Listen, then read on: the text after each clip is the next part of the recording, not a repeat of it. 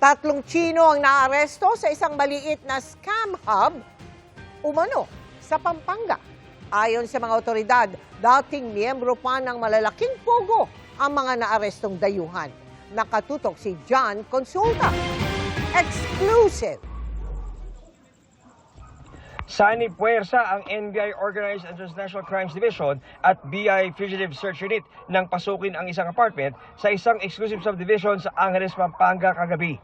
Inabutan pa sa kanilang mga workstation ang 3 Chinese nationals na sangkot sa panloloko sa umano'y iba't ibang nasyonalidad, kabilang ang mga Pilipino. Maliitan na to, para na yung mga kumbaga sa bulab nun, kitchen type na to. So maliliit, kaya 3 lang yung nahuli natin.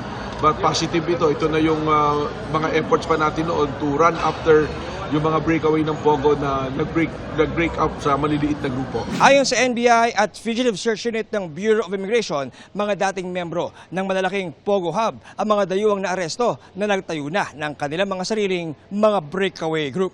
Ayon sa mga operatiba, may ginagawang diskarte ang grupo para makahalo at di mahalata ang kanilang illegal na operasyon. May kasama na rin silang mga partners na Filipina. At nung pagpasok nga natin, tumambad sa atin yung mga workstations nila. Itong operation nila, hiwa-hiwalay. May grupo na involved sa money laundering, may grupo na sila yung nagtatawag sa kanilang mga kliyente. So pag pinagdugtong-dugtong mo, malaki pa rin yung operation nila dito sa atin. Kumpiskado ang kanilang mga computers, cellphones at iba pang gadgets sa online panloloko. Kung walang local case, agad ide-deport pabalik din China ang mga inaresto.